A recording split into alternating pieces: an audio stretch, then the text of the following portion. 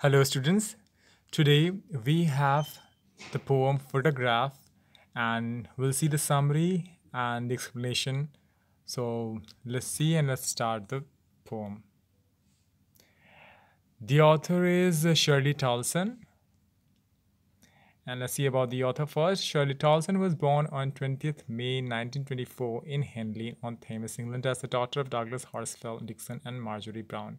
तो ये उनकी बायोग्राफी है कि वो 20 मई 1924 में पैदा हुई थी और वो इंग्लैंड में पैदा हुई थी और डगलस हॉर्सफॉल और मार्जोरी ब्राउन उनके पेरेंट्स थे. She had a huge passion on writing and was greatly influenced by her father who was a writer too. She secured a BA on literature from Brockenhurst college in London in the year 1953. उन्होंने अपना BA किया था literature से और वो अपने father से इतनी इन्फ्लुएंस्ड हुई थी, इतनी प्रभावित हुई थी कि उन्होंने अपना उनका जो पैशन था वो राइटिंग का था और उनके फादर एक लेखक थे और उन्होंने अपना बीए जो है लिटरेचर उन्होंने ब्रॉकनहर्स्ट कॉलेज से किया जो कि लंदन में है और 1953 में उन्होंने अपनी ग्रेजुएशन को किया था. Shortly she took writing as career but also served as the editor for many magazines in mean time. जल्दी ही उन्होंने writing as a career choose किया और लेकिन साथ ही साथ इस बीच वो एक मैगज़ीन कंपनी के लिए वर्क करती थी और एडिटर का काम करती थी, यानी एडिटिंग वो करती थी मैगज़ीन्स में.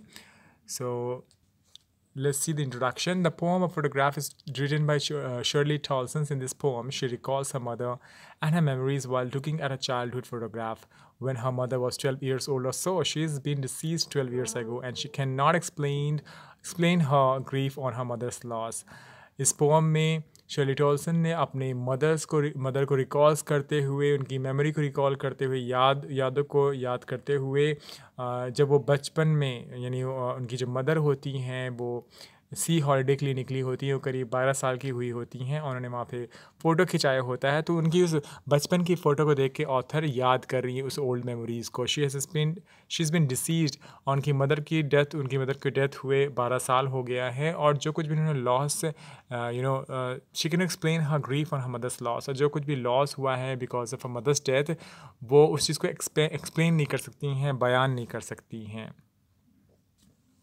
Let's see the summary now. The poem is a tribute to the poet's mother. She is looking at an old photograph of mother which has a frame of cardboard. The picture has three girls in which the middle one is the oldest and tallest.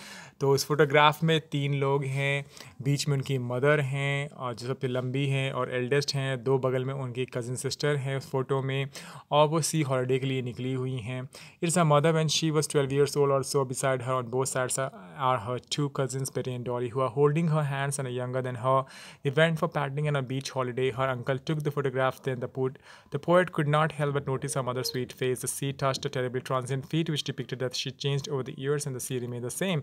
और उनकी माँ जो है करीब 12 साल की हैं, उस फ़ोटो में नज़र आ रही हैं और उनके अगल बगल जो है उनके 2 कज़न सिस्टर्स हैं जिनका नाम बेटी और डॉली है. उन्होंने हाथ थामा हुआ उनकी मदर के और वो बीच हॉलीडे के लिए निकली हुई हैं और वहाँ पैडलिंग करने यानी बोट चलाने या फिर पानी में छपाछप करने. एंड उनके अंकल ने उन्होंने फ़ोटो खींची उनकी, जो आज वो फ़ोटो शर्ली टॉल्सन फ़ोटो को देख रही हैं.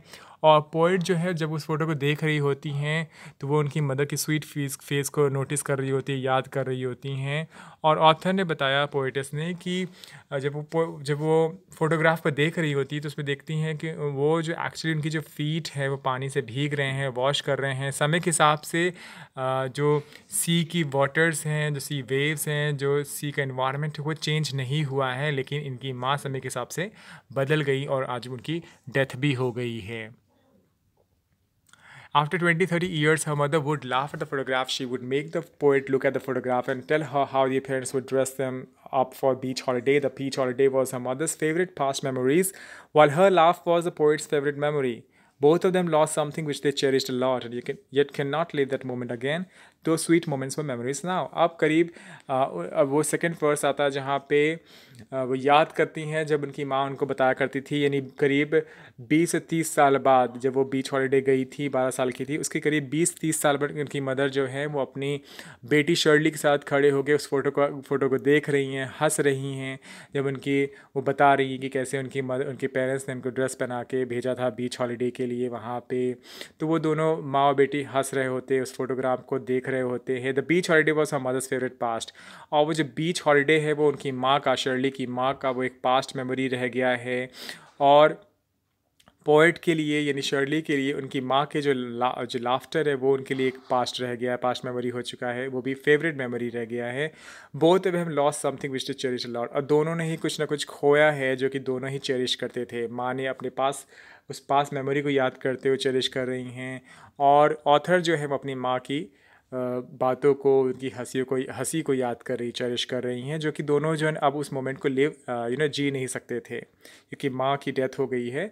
सो वो चीज़ वापस नहीं आ सकता है। दो स्वीट मोमेंट्स फॉर मेमोरीज ना, और वो दो जो पल थे, वो बचपन का जो पल था माँ का उनका, और जो फ़ोटो को देख रही हैं, याद करी जब वो माँ और बेटी दोनों हंसते थे उस फोटोग्राफ को देख के, तो वो भी एक स्वीट मोमेंट्स रह गया है। वो स्वीट मोमेंट्स एक मेमोरी रह गई है अब सिर्फ।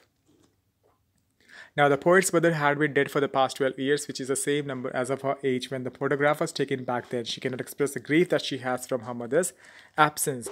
अब जो है पोइट की मदर की डेथ हो गई है, करीब 12 साल हो गया है, और जो ऑथर है वो क्या है, अपने उस ग्रीफ को, अपने उस पेन को, दर्द को क्या है वो एक्सप्रेस नहीं कर सकती हैं जो उन्होंने मदर्स की एब्सेंस में एक्सपीरियंस किया हुआ है। Now let's see the poem. The cardboard shows me how it was with the two girls' cousins when paddling, each one holding one of my mother's hands, and she, the big girl, some 12 years or so. All three stood still to smile through their hair. The uncle with the camera, a sweet face, my mother's that was before I was born, and the sea which appears to have changed less, washed the terribly transient feet. तो यहाँ पे देखते हैं कि cardboard जो है photograph, उसमें author देख रही हैं कि उसमें दो कज़िन सिस्टर्स हैं, बेटी और डॉली, वो उनकी माँ का हाथ पकड़ी हुई है, थामे हुई है, और जो शी जो है वो द बिग गर्ल कौन है, उनकी मदर हैं, वो करीब 12 साल की हैं, और तीनों जन ही खड़े हैं, बिल्कुल स्टिल खड़े हैं, स्माइल कर रहे हैं, और हवा की वजह से उनके बाल जो है वो उड़ रहे हैं, उनकी आंखों पे आ रहे हैं, और अंकल उनकी फ़ोटोग्राफ खींच रहे हैं वहाँ पे। A sweet face my mother's was that was before I was born, और ऑथर जो बता रही थी क्योंकि स्वीट फेस को देख रही होती हैं, जो कि एक 12 साल की गर्ल का फेस है, उसको देख के वो चेरिश कर रही हैं।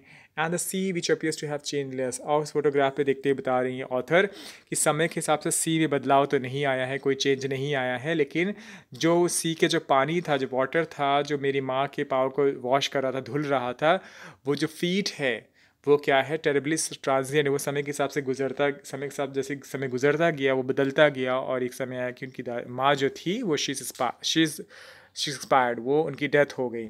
तो यहाँ इस ऑथर जो कहना चाहती है टेरिबली ट्रांजिएंट फीट के थ्रू कि हम ह्यूमन बींग जो हैं वो क्या है, समय के हिसाब से भी चेंज, समय के हिसाब से समय के गुजरते हुए हम क्या चेंज होते रहते हैं, because we are not immortal beings, हम मॉर्टल हैं, हम समय के हिसाब से चेंज होते हैं, बट जो नेचर होता है वो समय के हिसाब से बहुत ज़्यादा कुछ खास बदलाव उसमें नहीं आता है। Alright, now let's see the second words. Some 20-30 years later, she'd laugh at the snapshot, see Betty and Dolly. She'd say, and look how they dressed us for the beach. The sea holiday was her past, mine is her laughter. Both ride with the liberties of laws. करीब second phase आता है, second जो words है वो उनके author के second mood को दिखा रहा है, उनके मूड और सेकंड फेज़ को दिखा रहा है उनकी माँ के, कि वो करीब अब 20 और 30 साल हो गया है जब उनकी माँ अपने स्नैपशॉट, अपने फ़ोटोग्राफ को देख के हंस रही होती है और बता रही होती है शर्ली से, बेटी देखो ये बेटी और डॉली मेरे दो कज़न सिस्टर हैं जो मेरे साथ गए थे सी हॉलीडे के लिए, और हमें इस तरह का ड्रेस पहनाया गया था, और माँ के लिए वो जो सी हॉलीडे वो एक पास्ट मेमोरी रह गई है, और ऑथर के लिए, शर्ली के लिए, माँ का जो लाफ्टर है वो एक पास्ट मेमोरी हो गई है क्योंकि अब माँ जिंदा नहीं है। Both wry with the labours of loss, wry का मतलब होता है सैड और disappointed, kind of mixed emotions हैं, तो दोनों ही ने, अब यहाँ बोथ राय क्या है, फ़ोटो की बात हो रही है यहाँ पे, तो फ़ोटो की चूँकि फ़ोटो को ही देख रही है, फ़ोटो बहुत पुरानी हो चुकी है, फेड आउट हो चुकी है, तो उनकी माँ ने उनकी माँ अपनी वो याद करती थी पास्ट मेमोरी को, ये फ़ोटो बहुत पुरानी हो चुकी है, धीरे धीरे फ़ोटो फेड आउट होती जा रही है और होती जा रही है। ऑथर के लिए भी क्या है कि ऑथर के लिए भी जो पुरानी मेमोरीज़ है, जो मदर का जो लाफ्टर था, जो उनकी पास्ट मोमेंट, स्वीट मोमेंट से वो सब चीज़ को चेरिश करते हुए कह रहे हैं कि with the laboured ease of loss, समय के हिसाब से क्या है, धीरे धीरे धीरे जैसे जैसे समय गुजरता जाता है वो जो पेन है और जो ग्रीफ था वो कम होता जाता है। जैसे कि फ़ोटोग्राफ धीरे धीरे फेड आउट होता जा रहा था, वैसे ऑथर की जो फीलिंग्स थी, जो पेन थी, धीरे धीरे वो समय के हिसाब से वो बदल जाएंगी, कम हो जाएंगी वो चेंज जो इस समय जो पेन फील कर रही हैं। Now she's been dead nearly as many years as that girl lived, and of the circumstances nothing to say at all. Is silence silences. अब करीब काफ़ी साल बीत गया है, 12 साल करीब हो चुका है उनकी डेथ को, उनकी मदर की डेथ को।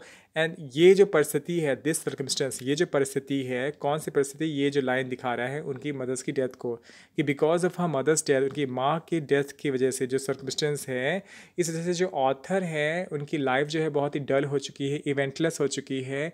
अब लाइफ में उनकी कुछ ऐसा लगता है कुछ रहा नहीं, because she is all alone and there is nothing to say. अब कुछ बाकी नहीं रहा बोलने के लिए, एंड शी इज़ स्पीचलेस, वो इस समय उनके शब्द नहीं हैं, because she is full of emotions.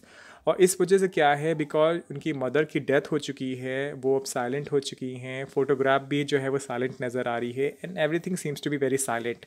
तो उस एक सर्कमस्टेंस से, उस एक इंसिडेंट से, because of her mother's death, सब कुछ क्या हो गया, इट्स साइलेंसेस, उसकी साइलेंस की वजह से सब कुछ क्या हो गया है, साइलेंट हो चुका है। ऑलराइट, इस साइलेंसेस, तो सब कुछ क्या है, साइलेंसेस हो गया है। लाइफ जो हो गई बहुत डल हो गई है, लाइफलेस हो गई है एज इफ। और तो यहाँ पे हम ऑथर को देखते हैं कि ऑथर शी